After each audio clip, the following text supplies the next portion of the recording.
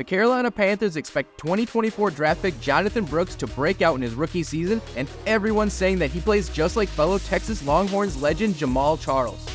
It's time to work. How's it going today? My name is Jesse McNamer, and welcome to Point of View. Before we get into it today, I just want to say we always appreciate your feedback and look forward to reading your comments like the one we've got here. Also, be sure to stay tuned at the end of this episode to see if you can guess today's trivia question down below.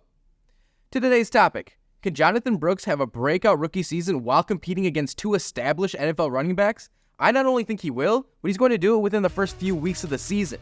Brooks was selected 46th overall by the Panthers after he rushed for over 1,100 yards and 10 touchdowns in 11 games with the Texas Longhorns in 2023. He made the All-Big 12 second team and was a Doak Walker Award finals even though he tore his ACL in late November. Before the injury, he was tearing up defenses. The combination of his 6-foot, 216-pound frame and elite speed led to comparisons to Kansas City Chiefs legend Jamaal Charles. Brooks was unable to participate at the NFL Combine due to the injury, but his skill was on full display last season. Take a look at these two plays from 2023 against Baylor. On this first play, Brooks breaks an arm tackle at the line and straight up outruns the defender who looked to have a head start on him. Now that right there, that's NFL speed if I've ever seen it, but he's more than just a downhill runner. And here Brooks shows off his talent in the passing game and reels in a one-handed catch at the sideline before turning upfield for a broken tackle in big game. And I'm not the first to make the comparison, but Longhorn alum Jamaal Charles had a lot of the same talents. Here he is showing the same breakout speed and toughness we've seen from Brooks so far.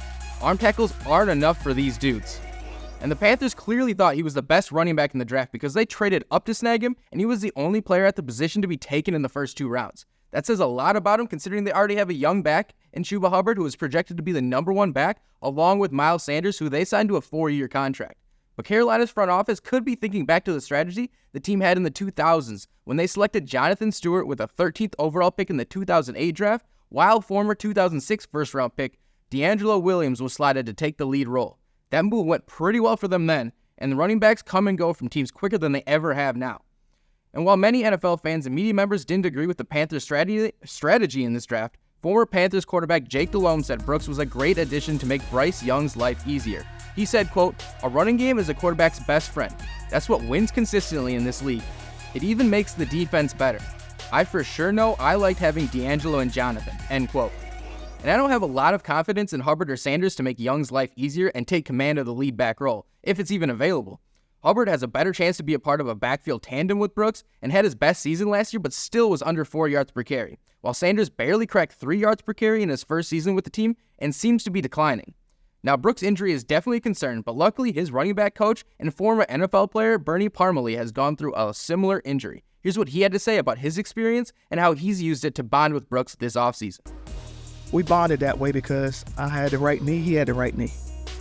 So I know what you're thinking. And some of the things, by my experience, I said, don't think it. Don't do it. I know what you're thinking about, but you got to stay focused because it's still a process. As much as our mind says, I want to get out there, your body going to tell you when you can get out there. So, so long as you keep it like that and then understand it's a process, and within the process, learn the offense because it's more mental than physical. I know you're physical. Let's make sure we stay sharp mentally. So when it's time to go, it's time to go. Whenever that time is, I don't know, nobody knows, because everyone heals differently. But when it's time to go, it's time to go. Brooks should be full go by week 1, and he could be the feature back by the end of September if his recovery continues to go as planned. He may not have the full career that Jamaal Charles did, but he's got more in the tank than a lot of people expect, and his rookie season could be one for the record books. And he's not the only Panther that I think can break out in 2024.